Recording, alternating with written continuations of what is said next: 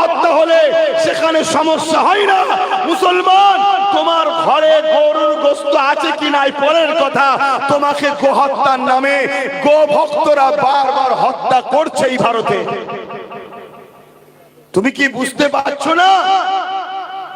আজকে তুমি চতুর্দিকে তাকিয়ে দেখো, তোমার বাড়াই পুরাতে তোমার মসজিদের মধ্যে ঢুকে তোমার মসজিদের ইমামের জায়গায় প্রস্তাব করা হচ্ছে, তাকে পরের দিন জামিন করে ছেড়ে দেওয়া হচ্ছে। তুমি কি এখনো বুঝতে পারছো না? তোমার ভারতবর্ষের এই বনগাঁ আকাইপুরে রেল স্টেশনে দুজন অমুসলিম ভারতের কি বলে পাকিস্তানের পতাকা বেঁধে মুসলমানদের ঘরে ফাঁসাবার চক্রান্ত করেছিল, হাতে নাতে ধরা পড়লো, তাদেরকে পরের দিন জামিন হয়ে গেল। তাদেরকে আবার কেন্দ্র সরকারের লোকেরা ফুলের মালা দিয়ে স্লোগান দিতে দিতে তাদেরকে নিয়ে আসা হচ্ছে। তুমি কি বুঝতে পারছো না যে তোমাদের বিরুদ্ধে যারাই ষড়যন্ত্র করবে তাদেরকে এই দেশে পুরস্কৃত করা হবে, যারা তোমাদের পক্ষে দাঁড়াবে তাদেরকে এই দেশে বিভিন্ন মিথ্যা কেসে ভরে দেওয়া হবে, আর যারা তোমাদেরকে হত্যা করবে তাদেরকে রাজস্থানের মতো জায়গায় যে আফরাজুলকে হত্যা করেছিল তাকে এমএলএ টিকিট দেওয়া হয়েছিল। তোমরা কি বুঝতে পারছো না? আমরা তো আমিরা তো এই 10 বছর ধরে জাগাচ্ছি। বড় দুঃখের সাথে বলছি আমার কম, তুমি যদি বাঁচতে নাও চাও, তোমার এই ছোট্ট ফুটফুটে বাচ্চা ছেলেটা বাচ্চা মেয়েটা কি অপরাধ করেছে তোমার ঘরে জন্ম নিয়ে? তুমি তার কথা একটু ভাববে না? তার ভবিষ্যৎটা কি ভাববে না? সে আগামী দিন স্কুলে যাবে, মুসলমান হওয়ার কারণে রেপ হবে, যারা রেপ করবে কাশ্মীরে যেমন আসিফাকে রেপ যারা করেছিল তাদেরকে ফুলের মালা দিয়ে তাদের জন্য মিছিল বেরিয়েছিল। তুমি মুসলমান হওয়ার জন্য তোমার ঘরের বেটিটাকে রেপ করবে, আর তাকে যারা রেপ করবে তাকে আগামী দিন সিংহাসনে বসাবার জন্য জনগণ তার পিছনে দাঁড়াবে। কবে বুঝবে আমার কম? এই পানি দেখলে হবে না, ঝড় দেখলে হবে না, তুফান দেখলে হবে না, রোদ দেখলে হবে না, শীত দেখলে হবে না, পুলিশের বুলেটের গুলি দেখলে হবে না, কামান দেখলে হবে না, কোন সরকার বলবে যে আমি বিরোধী হয়ে যাব ওটা দেখলে হবে না। তোমাকে দেখতে হবে তোমার সৃষ্টিকর্তা যাতে রাজি, তোমাকে সেই পথে চলা দরকার। তোমাকে দেখতে হবে তোমার দেশকে বাঁচাবো কোন রাস্তায়, সেই পথে তোমাকে চলতে হবে। তোমাকে দেখতে হবে তোমার পরিবার সন্তানেরা কি করে নিরাপদে থাকবে, সেই রাস্তায় তোমাকে চলতে হবে। এটা চলতে গিয়ে যদি কেন্দ্র সরকার তোমার বিরুদ্ধে যুদ্ধের ঘোষণা দেয়, ওই যুদ্ধকেও তোমাকে অ্যাকসেপ্ট করতে হবে। রাজ্য সরকার যদি বলে তোমার দুশমন হয়ে গেছি, তার বিরুদ্ধেও তোমাকে তৈরি হতে হবে। এটাই হবে তোমার প্রকৃত মানবতা, এটাই হবে তোমার প্রকৃত মনুষ্যত্ব, এটাই হবে তোমার প্রকৃত মানুষত্ব। যদি এটা তোমার মধ্যে না থাকে তুমি একটা মরা, তুমি বেঁচে থেকে কোনো লাভ নাই। তোমার মতো সমাজে কীট পতঙ্গ থেকে আমার কওমের কি ক্ষতি হচ্ছে শোনো। তুমি তো ইনসাফের রাস্তায় পাওয়া যায় না, তোমাকে তো ইনসানিয়াতের রাস্তায় পাওয়া যায় না। তোমাকে গরিব দুঃখী কৃষক দলিত আদিবাসী হিন্দু মতুয়া শিখ পাঞ্জাবি অসহায়দের রাস্তায় তোমায় পাওয়া যায় না। তোমাকে পাওয়া যায় এদেরকে যারা লোটে সেই শাসকদের চাটুকারি পাওয়া যাচ্ছে। তোমার মতো অসভ্য থাকার থেকে এ সমাজ তোমাকে থেকে মুক্ত হওয়াটাই ভালো। আজ বড় দুঃখের সাথে গুটি কতক কথা বলছি, ওয়াকাবলে সবাই বলেছে, আমি হয়তো বলতে পারবো কি জানি না, কারণ আপনাদের সেই মন মানসিকতা এখনো আছে কি আমি জানি না। কিন্তু আমি এতটুকু বলবো, আমার কেন্দ্রে যে সরকার বসেছে আমার দেশে, আপনারা মাথার মধ্যে ঢুকেলেন এই সরকার আমার দেশের সবচেয়ে বড় ক্ষতি করছে। এই সরকার, এই সরকার আমার দেশের সম্পদগুলোকে বিক্রি করছে। এই সরকার আমার দেশের এয়ারপোর্ট, রেল সবকিছু বিক্রি করে দিয়েছে। আজকের এই ওয়াকফ কালা কানুন, মনে রাখবেন এখানে আরো একটা কথা বলে দিই, এটা শুধু মুসলমানদের একার লড়াইয়ের বিষয় নয়। যেমন ইসলামিক সম্পদের উপরে আঘাত দিয়েছে, কিন্তু কেন্দ্র সরকার এই আইনটা করতে গিয়ে সর্বপ্রথম যার উপরে আঘাত দিয়েছে ওই আঘাতটা হলো আমার দেশের সংবিধানের উপরে আঘাত দিয়েছে। আজকে এই ওয়াকাফ নিয়ে শুধু আমরা মুসলমান কথা বলবো তা নয়, এই ওয়াকাফের বিরুদ্ধে কেন্দ্র সরকার যে কালা কানুন তৈরি করেছে সেটা তো সংবিধান বিরোধী আইন। তাহলে সংবিধান তো পুরো ভারতবাসী, তাই হিন্দু, দলিত, আদিবাসী, শিখ, পাঞ্জাবি সবার কাছে আপনাকে মেসেজ পৌঁছাতে হবে, আপনাকে দায়িত্ব নিতে হবে, বাড়ি বাড়ি প্রতিবেশী সবাইকে বোঝাতে হবে যে কেন্দ্র সরকার আমার সংবিধানের অনুচ্ছেদের বিরুদ্ধে গিয়ে, সংবিধানের ধারার বিরুদ্ধে গিয়ে আমাদের ওয়াকাফ কালা কানুন তৈরি করেছে। অর্থাৎ আপনি যদি মসজিদের পাশে না দাঁড়ান, না দাঁড়াকে যান, মাদ্রাসার পাশে না দাঁড়ান, না দাঁড়াকে যান, কবরের পাশে না দাঁড়াতে যান, না দাঁড়াকে যান, কিন্তু আপনি একজন দেশবাসী হিসাবে কেন সংবিধানকে মিটাতে চাইছে তার বিরুদ্ধে গিয়ে আপনি কেন্দ্র সরকারের বিরুদ্ধে কেন কথা বলছেন না? এটা আমাদের সেকুলার দরদিগুলোকে বলা দরকার আছে না নাই? আমাদের তো বন্ধু চিনা দরকার, আমাদের তো আপন চিনা দরকার, আমাদের তো দুশ্মন চিনা দরকার। বামপন্থ যদি ওয়াকাফের বিরুদ্ধে না বলতে চায়, না বলকে যা, কিন্তু বামপন্থ তার উচিত ওয়াকাফ আইন কি বলে সংবিধান বিরোধী যে আইন রয়েছে তার বিরুদ্ধে বলা দরকার আছে না নাই? কংগ্রেস যদি ওয়াকাফ নিয়ে বলতে না চাই, না যাকে যা, কিন্তু সংবিধান বিরোধী আইন রয়েছে, এই সংবিধান বিরোধী করলো কেন? এর জন্য কেন্দ্র সরকারের বিরুদ্ধে কেস করা দরকার আছে না নাই?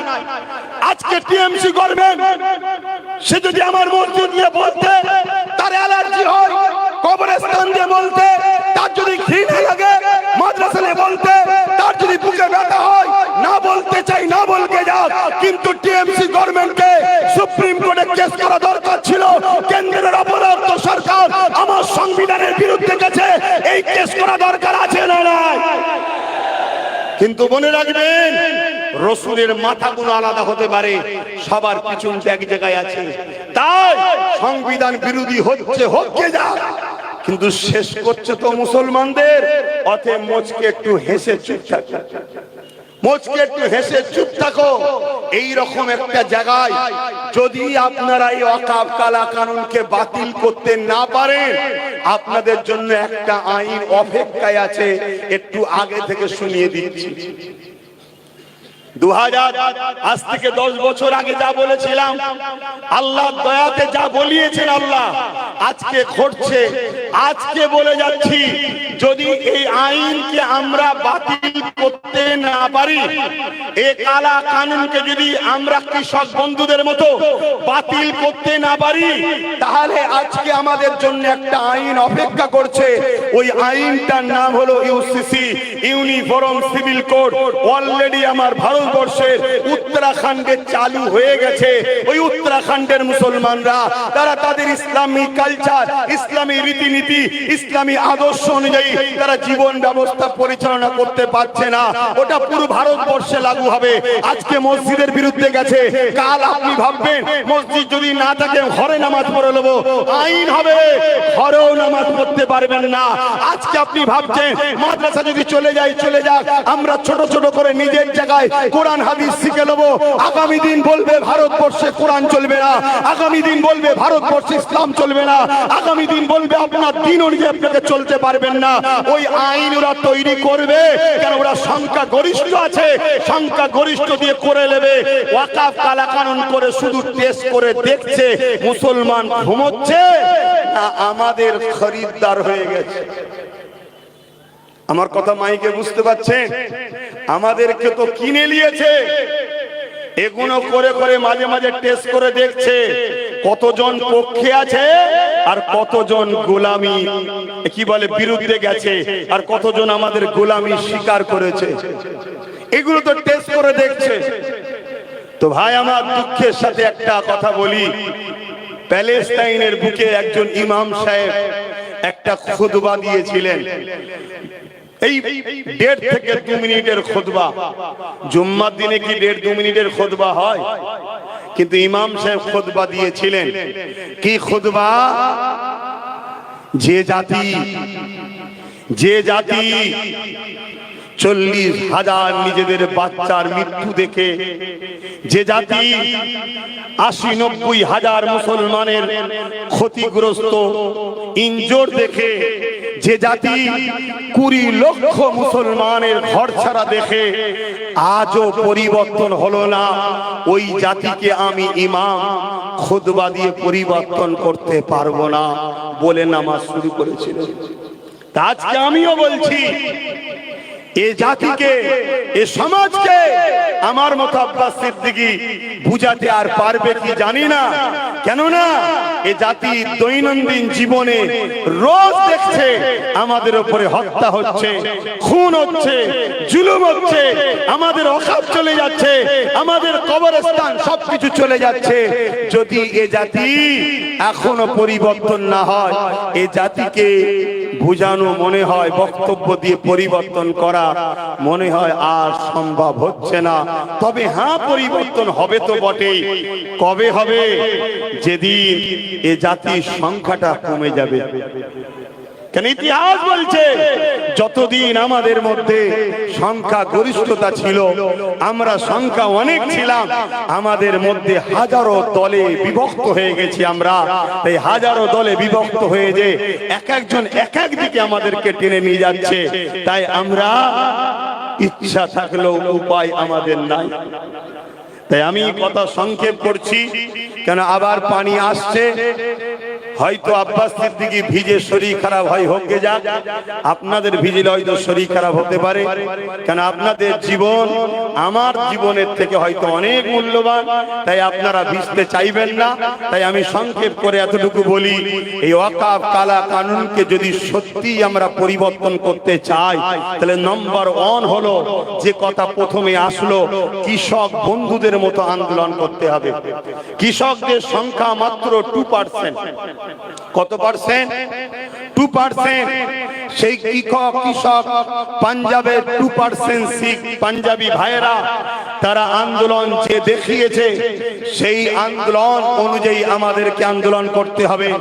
তাদের আন্দোলন ছিল ঝড়েতে, তাদের আন্দোলন ছিল রোদেতে, তাদের আন্দোলন ছিল পানিতে, তাদের আন্দোলন ছিল রাতেতে, তাদের আন্দোলন ছিল দিনেতে, তাদের আন্দোলন ছিল 24 ঘন্টা রাস্তার উপরে। তাদের আন্দোলনে কাঁদুনি গ্যাস ছোড়া হয়েছে, তাদের আন্দোলনে বুলেটের গুলি কেন্দ্র সরকার চালিয়েছে, তাদের আন্দোলনে নিজের পাশে অনেক ভাই খুন হয়ে গেছে, রক্তরতাজা লাশ পড়ে গেছে। এত কিছু দেখার পরও তারা মাসকে মাস আন্দোলন চালিয়েছে। তাদের একটাই কথা ছিল, কৃষক কালা কানুন বাতিল করতে হবে।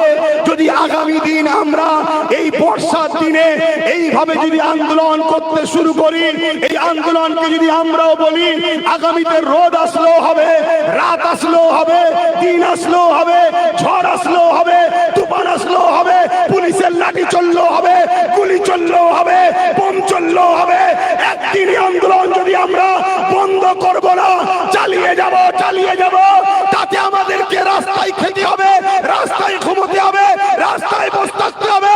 আমি কথা দিয়ে যাচ্ছি, কেন্দ্রের অপদার্থ ভীতু সরকার অবশ্যই আইনকে বাতিল করতে বাধ্য হবে হবে হবে, চ্যালেঞ্জ দিয়ে যাচ্ছি, হবে।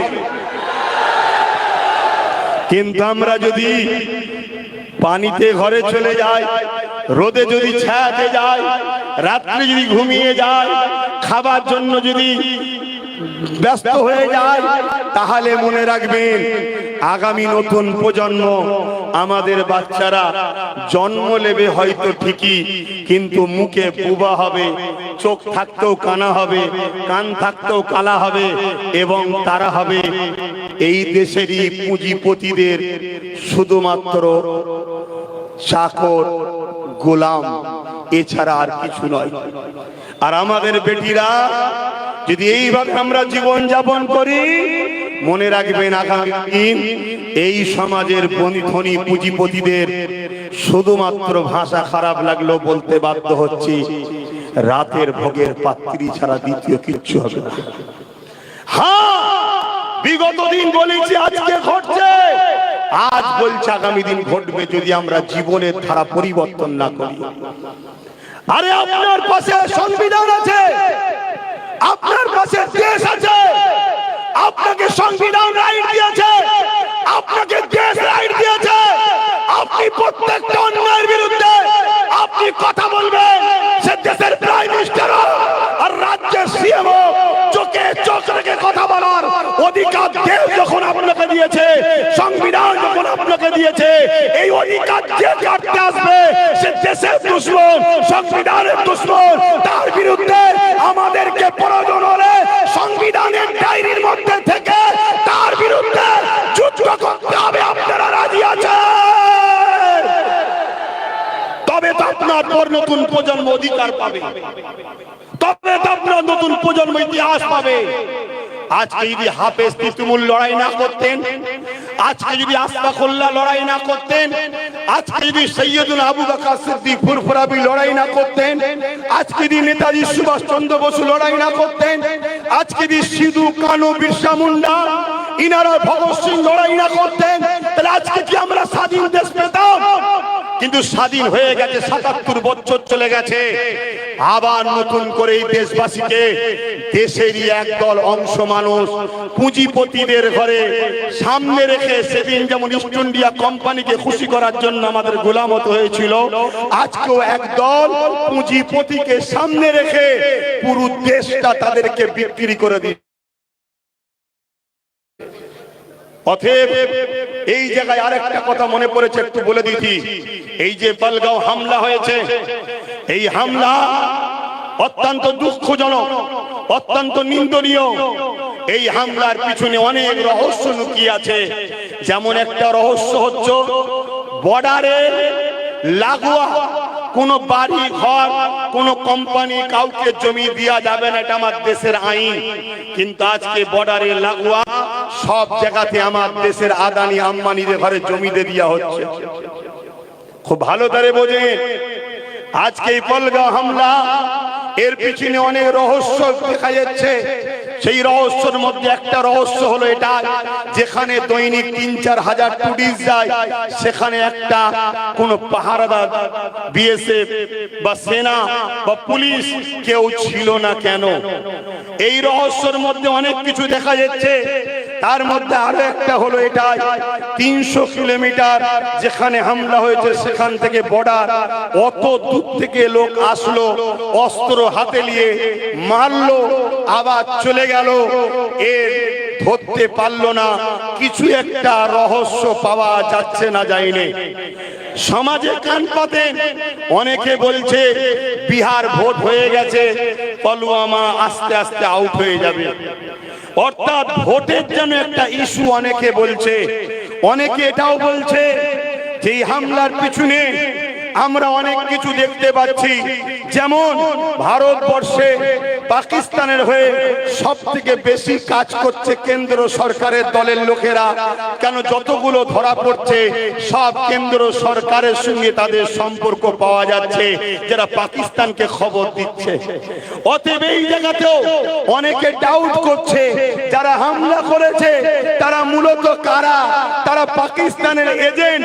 এই দেশে যারা বসে আছে তাদের মধ্যে থেকে কেউ যে হামলা করেনি তো। কারণ ইতিহাস বলছে রাজনীতির জন্য দুশ্চরিত্রের মানুষেরা নিজেদের পরিবার সন্তানকেও খুন করেছে। তাই রাজনীতির জন্য, গদি বাঁচাবার জন্য এমনও অনেকে বলছে নিজেরাই হয়তো এমন কিছু ঘটনা ঘটতে পারে যাতে মানুষের মাইন্ডটা মুসলিম হিন্দু করা যায়। অতএব এই জায়গায় দাঁড়িয়ে থেকে যেমন আমাদের ওয়াকফ কালা কানুনকে বাতিল করার লড়াই, ঠিক তেমনি পলগাঁওতে যারা প্রকৃত আসামি তাদেরকে চিহ্নিত করা হয়েছে, তারপরও এখনো কেন ধরা হচ্ছে না? তাদেরকে সর্বোচ্চ শাস্তি মৃত্যুদণ্ড কেন দেওয়া হচ্ছে না? এটাও কিন্তু আমাদের আন্দোলনের দরকার আছে না নাই? কিন্তু আপনি দেশের দিকে, রাজ্যের দিকে কান পেতে দেখেন, পলগাঁও আন্দোলনটাও বন্ধ হয়ে গেছে। খেয়াল করতে হচ্ছে, আন্দোলন বন্ধ হয়ে গেছে। এসব জন্য একটা সাজানো নাটক। অনেকে আবার এটাও বলছে এই হামলা করে পুরো দেশে মুসলিম সমাজের উপরে অত্যাচারের স্টিম রোলার চালাবার একটা পরিকল্পনা, এটাও অনেকে বলছে। তবে আমি আবার ফিরে আসছি, যদি আপনারা বলেন এই আইন ওয়াকফ কালা কানুনকে বাতিল করা সম্ভব আছে, একটা রাস্তা বললাম, কৃষক বন্ধুদের মতো আন্দোলন। আপনারা কি ওয়াকফ কালা কানুন, মসজিদ, মাদ্রাসা, কবরস্থান, দ্বীন ইসলামের ঐতিহ্য, আমাদের ঐতিহ্য, আমরা কি সত্যি দিল থেকে বাঁচাতে প্রস্তুত আছি? একটু হাত তুলে বলুন প্রস্তুত আছি। হাত নামান। আগামী দিন যদি এই মাঠেতে আবার ডাকা হয়, আপনারা কি আসতে প্রস্তুত আছেন? কালকেই হতে পারে, আসতে পারবেন? সত্যি বলছেন আসতে পারবেন? এইভাবে আন্দোলন করতে হবে, রাত বলে নয়, দিন বলে নয়। মাঠে যাবার সময় বললে হবে না, অফিস যাবার সময় বললে হবে না, কাজ কামের সময় বললে হবে না। আপনাকে আপনার মূল্যবান সময় যতক্ষণ না ত্যাগ করতে পারবেন, মূল্যবান কাজও আপনার দ্বারা সম্ভব নয়। তাহলে নম্বর ওয়ান, কৃষক বন্ধুদের মতো আন্দোলন করতে হবে, তাই তো নাকি? আর এই কৃষক বন্ধুরা সাকসেসফুল হয়েছিল কি করে? আর একটা রহস্য হলো, পাঞ্জাব সরকার কৃষক বন্ধুদের সাথে ছিল। আপনারাও কি রাজ্য সরকারকে পাশে পাওয়া দরকার আছে না নাই? জোরে বলুন, দরকার আছে না নাই? তাকে আমরা ভোট দেবো কি না দেবো সেটা আমাদের অধিকার, কিন্তু সে এখন আমার রাজ্যের সিএম। 26-এর ভোটের আগে পর্যন্ত তার উচিত হবে বাংলার প্রত্যেকটা জনগণকে সমানভাবে দেখা। তাহলে পাঞ্জাব সরকার যদি কৃষক বন্ধুদের সাথ দিতে পারে, আমাদের ভোট নিয়ে তুমি বারবার ক্ষমতায় এসেছো, তুমি বারবার বলেছো মুসলমানরাই আমাকে জিতিয়েছে। আজকে মুসলমান যখন মসজিদ হারাবার ভয়ে কাঁপছে, কবরস্থান হারাবার জন্য টেনশনে আছে, তার বাপ মাকে কোথায় দাফন দেবে চিন্তায় আছে, তুমি বাংলার মুখে দাঁড়িয়ে বলছো দিল্লি চলে যাও। এ কথা তোমার মুখে মানাই নে। তুমি যদি এই ভুলটা শুধরাতে চাও, তোমাকে 26-এর আগে সুযোগ দিচ্ছি, তুমি অবিলম্বে রাস্তায় নামো, সুপ্রিম কোর্টে কেস করো, তুমি তোমার বিধানসভাতে নিন্দা বিল পাস করো, তুমি পাস করো। আমার বাংলাতে এই আইন হতে দেবো না। এই তিনটে কাজ তোমার থেকে আমরা দেখতে চাই। আমার সাথে কারা একমত একটু হাত তুলে দেখা। নাম্বার ওয়ান, সুপ্রিম কোর্টে তোমাকে মামলা করতে হবে। নাম্বার টু, তুমি তোমার রাজ্যের বিধানসভায়, তোমার সংখ্যা তো বেশি, তুমি এখান থেকে বিল পাস করো যে আমার রাজ্যের এমএলএরা বলছে হতে দেব না, এটা নিয়ে কেস করো, তাহলে গুরুত্ব বাড়বে না কমবে? নাম্বার থ্রি, তুমি পাঞ্জাব সরকারের মতো তুমিও বলো যে তোরা আন্দোলন কর, তোদের থাকা খাওয়া গাড়ি ভাড়া তোদের সবকিছু আমি দেবো, আন্দোলন কর। কেন? তুমি তো নিজেই বলছো আমি বিজেপির বিরুদ্ধে। তাহলে বিজেপির বিরুদ্ধে যখন আন্দোলন, তোমার তো মাইনাস পয়েন্ট, তোমাকে হেল্প করা দরকার। কি ভাই, ঠিক তো নাকি? কিন্তু না, তুমি আমাদেরকে বোকা বানাবার জন্য বলছো বিজেপির বিরুদ্ধে, কিন্তু তুমি তো মালদা থেকে আম পাঠাও, তুমি তো মাঝে মাঝে জামা কাপড় পাঠাও, তুমি তো মাঝে মাঝে আবার কে কি খাবার পছন্দ করে সে খাবারটা পাঠাও, তুমিও মাঝে মাঝে রাজ্যে না হলো উড়িষ্যায় গিয়ে এক টেবিলে বসে খাও। এগুলো কি তাহলে আজকে প্রমাণ হচ্ছে তুমি আমাদের সেজেছো? মূলত তুমি আমাদের নয়। যদি এটাই হয় তাহলে তোমাকে আমরা জানিয়ে দিই, আমরা সেই মুসলমান। হতে পারে আমাদের মধ্যে অনেক আছে মতনৈক্য, জুজিয়াত মাসলা নিয়ে, হতে পারে আমাদের মধ্যে অনেক আছে বিভিন্ন সংগঠন, কিন্তু মনে রাখবেন এই সংগঠন আগেও ছিল, এই জুজিয়াত মাসলা নিয়ে আলোচনা আগেও ছিল। কিন্তু বুদ্ধদেব যখন বলেছিল মাদ্রাসায় জঙ্গি তৈরি হয়, মুসলমান চুপ করে গিয়েছিল, আন্দোলন সেইভাবে না করলেও চুপ ছিল ঠিকই, কিন্তু ঠিক সময় বুদ্ধদেবের বিরুদ্ধে সুইচ টিপে জনমের মতো বুদ্ধদেবকে সরিয়ে দিয়েছে। ঠিক না বে ঠিক? ও আজ জীবনে আসতে পারবে? এমন জায়গায় তো চলে গেছে সেখানে আসার উপায়ও নেই। কথা মাথায় ঢুকছে না? ঢোকে নেই। কিন্তু তাহলে তোমাকে সাবধান করে দিচ্ছি, এটা আমাদেরকে আঘাত দিয়েছে না দেয়নি? হ্যাঁ, তোমার সঙ্গে কারো পছন্দ ভোটের নাও থাকতে পারে, মানুষের নিজের স্বাধীনতা আছে, কিন্তু তুমি রাজ্যের সিএম হো, মুসলমানদের এই দুঃখের সময় এত বড় কথা তোমার মুখ দিয়ে ঠিক শোভা পাইনি। দ্বিতীয় নম্বর কথা, আমি ওই সকল আন্দোলন বন্ধুদের বলবো যারা ওয়াকফ কালা কানুনের বিরুদ্ধে হঠাৎ করে আন্দোলন করতে নেমেছিলেন, ঠিক আছে তারপরও তো নেমেছিলেন, কিন্তু হঠাৎ করে আন্দোলন বন্ধ করে গায়েব হয়ে গেলেন কেন? ও দিল্লিতে করতে বলেছে তাই আপনি চুপ করে গেলেন? আপনি কি আপনার নিজের শুধুটা বোঝেন? আপনি কি সমাজের কথা বুঝবেন না? আপনি কি জানেন মির্জাফর কি করেছিল? মির্জাফর সে প্রথমে সিরাজউদ্দৌলাকে শেষ করলো, ব্রিটিশ তার দ্বারা সিরাজউদ্দৌলাকে মিটালো। তারপরে কিন্তু সিরাজউদ্দৌলা মিটাবার পর মীর জাফরকেও কিন্তু ব্রিটিশরা শেষ করেছে। তাই আমি আহ্বান জানাচ্ছি, আপনারা যারা আন্দোলন করতে নেমেছিলেন, আন্দোলন বন্ধ করে দিয়েছেন, আবার নামুন। যদি আব্বাস সিদ্দিকী পছন্দ না হয়, বাদ দিকে যান আব্বাস সিদ্দিকী। এই ম্যাটার আব্বাস সিদ্দিকী নয়, এই ম্যাটার আপনার ইমানের, এই ম্যাটার আপনার মসজিদের, এই ম্যাটার আপনার কবরস্থানে, এই ম্যাটার আপনার দ্বীনের। আপনি আন্দোলন করুন, তবে আপনার কাছে হাত জোর করে বলছি, আব্বাস সিদ্দিকী যেন আপনার বিরুদ্ধে না বলতে পারে। তাই রাজ্যের দালালি, সেন্টারের বিরোধী, এরকমটা না হয়। আপনি বিরোধী করবেন সেন্টারের আইনের বিরুদ্ধে, ঠিক তেমন হুঁশিয়ারও দেবেন। আপনি দিল্লি চলে যান বলেছেন, এই কথাকে আপনাকে উইথড্র করতে হবে। একমত নাকি? জোরে বলে একমত নাকি? জোরে বলে একমত নাকি? আমি বলছি না আমাকে নিতে হবে, আমায় বাদ দেন, আমি খারাপ, বাদ দেন আমাকে। কিন্তু মসজিদটা কি দোষ করলো? মাদ্রাসাটা কি দোষ করলো? আজকে মসজিদ যখন বাবরি শহীদ হয়েছিল, বাবরিদের প্রত্যেকটা ইট আমাদের জন্য কেঁদেছে, বাবরিদের প্রত্যেকটা বালি আমাদের জন্য কেঁদেছে, আমাদেরকে ডেকে ডেকে বলেছে, হে আমার কওম মুসলমান সমাজের মানুষ, তোদের খোদার ঘরকে কিভাবে সন্তানরা হত্যা করছে দেখ, তোরা কি জাগবি না? তোরা কি উঠবি না? আজকে পুরো দেশের মসজিদকে দখল করতে চাইছে। এখনো কি আমরা জাগবো না? এখনো কি আমরা উঠবো না?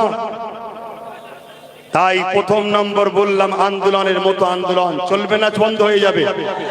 যত আন্দোলন বাংলায় হবে, বিশেষ করে বাংলায়, কেন বাংলায় সংখ্যালঘু মুসলমানের সংখ্যা হলো 40%।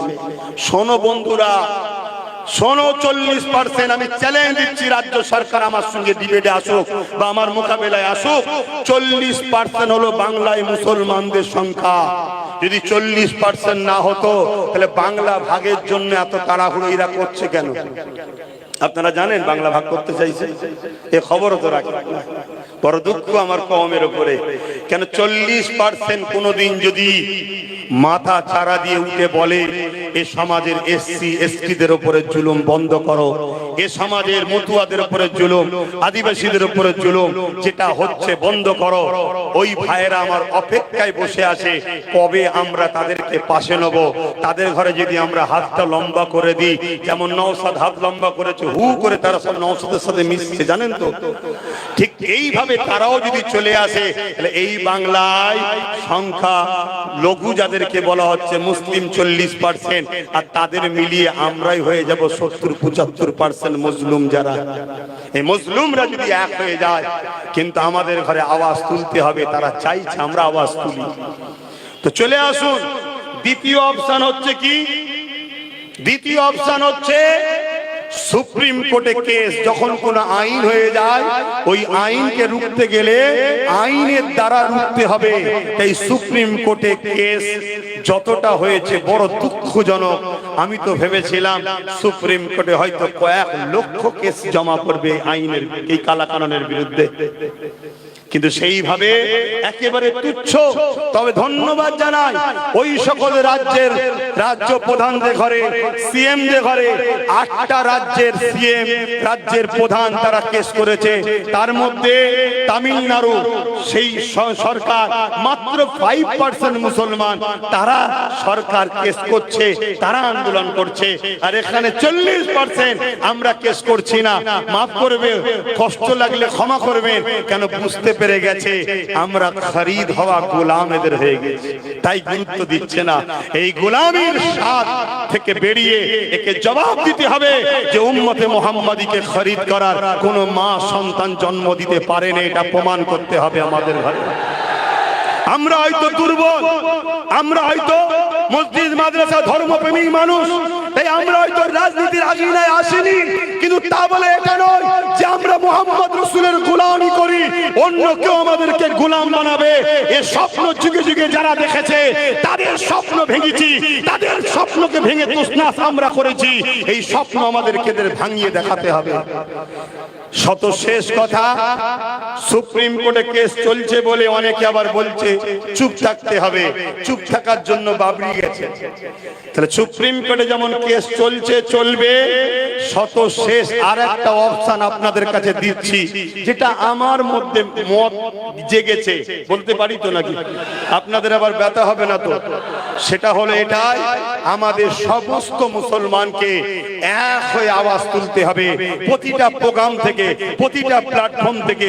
সেটা হলো কি, বাম, কংগ্রেস, টিএমসি বুঝি না, পুরো দেশে যত সেকুলার দল আছে সমস্ত দলকে সমস্ত জায়গার মুসলমানরা আহ্বান জানাবে। আমরা বাংলার মুসলমান, আমরা বাম, কংগ্রেস, টিএমসি কো আহ্বান জানাবো, আমরা লাল কালো বুলু বুঝি না। এই ওয়াকাফের বিরুদ্ধে যারা, তারা আমাদের বন্ধু, ওয়াকাফের বিরোধী যারা নয় তারা আমাদের শত্রু, তাই তো নাকি? তাহলে এই জায়গায় আসুন আমরা সবাই সংগঠিত হয়ে এক হয়ে, যে আইন দ্বারা কেন্দ্র সরকার বিল পাস করেছে, আমরাও ওই রাজ ক্ষমতা তৈরি করে আমরাও নতুন করে বিল পাস করিয়ে আমরা আমাদের ওয়াকাফকে ফিরিয়ে নেব। এর জন্য হতে পারে 5 বছর দেরি, হতে পারে 10 বছর দেরি, কারো মধ্যে যেতে পারে 5-10 বছরের শব্দ ভেঙে ফেলবে না।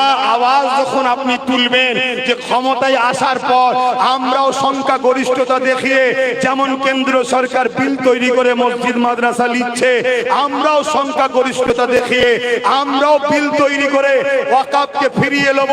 ওই সময়েতে ওই জায়গায় যে কোম্পানি যত কোটি টাকা বাজেট করুক না কেন, সবটা ওয়াকাফের দখলে হয়ে যাবে, আইন করে নেব। চেষ্টা করলে হতে পারে না, পারে না? আজকে যদি আমরা বলি আমাদের ঘরে আসুন সমস্ত দল এক হয়ে, সেকুলার দল যারা যারা বারবার মুসলমানদের ঘরে বড় ভোটের পছন্দ হয়, আসো আমাদের সাথ দাও। কি চেয়ারে 3টে পা তোমাদের থাকবে, একটা আমাদের থাকবে, ভাগিদারিতে আমরা এক জায়গায় হব। কি রাজি আছেন না নাই? জোরে বলুন, রাজি আছেন না নাই? ওই যে চেয়ার দেখছেন না সামনে লাগানো রয়েছে, 4টে পায়া আছে, দেখুন 3টে পায়া থাকলে ওই চেয়ারে কেউ বসতে পারবে? তো 3টে তোমাদের বাম, কংগ্রেস, টিএমসি থাক, একটা আমাদের হাতে থাকবে। তোমরা গদিতে বসবে, বসো, কিন্তু সংখ্যা গরিষ্ঠতা দেখিয়ে এই ওয়াকাফ কালা কানুনকে বাতিল করবে, এই বিল তৈরি করবে। সারা দেশে এই লড়াই ছড়াতে হবে। সারা দেশে এই লড়াই চললে একদিন অপদার্থ বিজেপি সরকার পড়বে, সেদিন সংখ্যা গরিষ্ঠ সেকুলার দল যারা আছেন আমরা হব। আমরা তখন আইন তৈরি করে আবার আমাদের ওয়াকাফকে ফিরিয়ে নেব। এই 3টে পন্থা আমাদের কাছে আছে। চতুর্থ কোনো পন্থা থাকলে একটু জানাবেন, আমি সেটাকেও আগামী দিন প্রচার করব। এই 3টে ছাড়া কোনো পন্থা আমাদের কাছে নেই। নাম্বার 1, কৃষকদের মতো আন্দোলন দ্বারা এটাকে রুখা যেতে পারে, কিন্তু কৃষকদের মধ্যে গাদ্দার নাই, মুসলমানের মধ্যে মুনাফেক গাদ্দার আছে, এটা ভয় হচ্ছে। তাই দ্বিতীয় অপশন হলো কি, সুপ্রিম কোর্টে কেস। কিন্তু সুপ্রিম কোর্টে কেস তো চলছে, সুপ্রিম কোর্টকে সম্মান করি, কিন্তু জজ সাহেব যিনি আছেন তিনি আস্থার উপরে বাবরির বিরুদ্ধে রায় দিয়েছিল, তাই ওখানে কেস চলবে ঠিকই, কিন্তু নাকে তেল দিয়ে ঘুমানো যাবে। নাম্বার 3, যে শক্তি দ্বারা ওরা বিল করেছে ওই রাজ শক্তি দখল করতে হবে। আমার কথা কি কষ্ট নিলেন? 3 নম্বরটা কি খারাপ লাগলো? এতেই মরিছি তো আমরা। আমাদেরকে একদল উলামারা বুঝিয়েছে আমরা নামাজ পড়বো, রোজা রাখবো, মসজিদ মাদ্রাসায় থাকবো, পরকালে আমরা জান্নাত লবো। এই বুঝিয়ে বুঝিয়ে আমাদেরকে ঘরে ঢুকিয়ে দিয়েছে। যতক্ষণ না আমরা রাজ পাওয়ারে পার্টিসিপেট করব, রাজ ক্ষমতা যতদিন না দখল করব, ততদিন আমাদের ঘরে সবাই মিলে লুটবে। বিগত দিনও লুটেছে, আজও লুটছে, আগামীতেও লুটবে। আজকে বুকে হাত দিয়ে বলুন, আমি যে 2021-এ বলেছিলাম চেয়ারে 3টে পা থাকে, থাক একটা আমাদের থাক। ধরুন রাজ্যে যে সরকার আছে তিনি ধরুন বসেই আছে সরকারে, কিন্তু তিনার পা 3টে আর একটা আমাদের যদি লাগানো থাকতো, আজকে বলতে পারতোই চেয়ারে বসে দিল্লি যাও। সত্যি করে বলুন পারতেন? কেন পারতেন না? তিনি জানে একটা পা ওদের বিরুদ্ধে আঘাত দিয়ে কথা বললেই পা খুলে নেবে, সরকার পড়ে যাবে। তাহলে আমাদের রাজ পাওয়ার দরকার আছে না নাই? আমরা আলেম উলামা পীর পীরজাদা মুফতি মাওলানা ইমাম আমরা না হয় হাটে মাঠে রাস্তায় প্রকাশ্য নেবে রাজনীতি করব না, কিন্তু আমরা আমাদের মুসলিম সমাজের যুবক ছেলেদের রাজনীতির কন্ট্রোল আমরা করব, আমরা ছেলেদেরকে পরিচালনা করব, আমরা আমাদের 40% কে শিখাবো কিভাবে রাজনীতি করতে হয়, কিভাবে ইনসাফ ইনসানিয়াত প্রতিষ্ঠিত করতে হয়। এটা যখন ইসলামে হারাম নয়, তাহলে আমরা উলামারা কেন পিছিয়ে আছি? আল্লাহর রাস্তে বলছি আলেমদের ঘরে, নবী আল্লাহর রাসূলের ওস্তাদ দিয়ে বলছি ইমামদের ঘরে, আসুন সময় হয়েছে, ঐক্যবদ্ধ হন, সংগঠিত হন, একত্রিত হন। আপনার যদি মনে হয় আব্বাস সিদ্দিকী তোমার কথা শুনলে আমার 3000 টাকা চলে যাবে, আমি আপনাকে জবান দিয়ে যাচ্ছি, আমি যে রাস্তা দেখাচ্ছি এই রাস্তায় একটু চলুন, হয়তো চলতে গিয়ে একটু কষ্ট হবে, কষ্ট যত বেশি হয় ফল তত মিষ্টি হয়। আমি কথা দিয়ে যাচ্ছি আমাদের ওয়াকাফের এত টাকা আছে, প্রত্যেকটা ইমাম 20,000 করে টাকা মাসে মাইনে পেতে পারে। কেন বুঝছেন না আপনারা? কেন বুঝছেন না? ভাবছেন আব্বাস সিদ্দিকী সম্মানে চলে গেল, এত জোরে চিল্লাচ্ছে। আল্লাহ সাক্ষী রেখে বলছি, জাত পাকের কসম করে বলছি, জাত পাকের কসম করে বলছি, আমি আমাকে নিয়ে 1 সেকেন্ডের জন্য ভাবি না, আমি আমাকে নিয়ে 1 সেকেন্ডের জন্য চিন্তা করি না। আমি এমন একটা পরিবারের সন্তান, আমার জন্য আপনারা ভিজে দাঁড়িয়ে আছেন। আমি এমন একটা পরিবারের সন্তান, আমি যেখানে যাই আপনারা ছুটে যান। আমি এমন একটা পরিবারের সন্তান, আমাকে দেখে হাতে পয়সা গুঁজে দেন। আমি এমন একটা পরিবারের সন্তান, আমি যদি অন্য কোনো জায়গায় চলে গিয়ে বলি তোমার দেশে আমি থাকতে চাই, ওয়েলকাম করে নিয়ে নেবে, এমন একটা পরিবারের সন্তান আমি। আমি আমার দেশকে ছেড়ে যাব কেন? আমি আমার দেশকে ধ্বংস হতে দেব কেন? আমি আমার মসজিদ মাদ্রাসা ছেড়ে যাব কেন? এজন্য চিল্লাচ্ছি আপনাদের কাছে এসে। তাই অনুরোধ করছি আমার ভাইয়েরা, ভুল বুঝবেন না আমাকে। প্রত্যেকটা উলামা, প্রত্যেকটা ইমাম, প্রত্যেকটা হাফেজ খোলা ডাক দিচ্ছি, প্রতি জুম্মায় ঘরে থাকি, আসুন।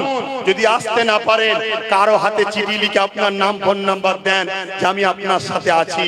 প্রকাশ করব না আপনার নাম, একদিন প্রকাশ করব, যেদিন আমরা সংগঠিত হয়ে যাব সেদিন প্রকাশ করব।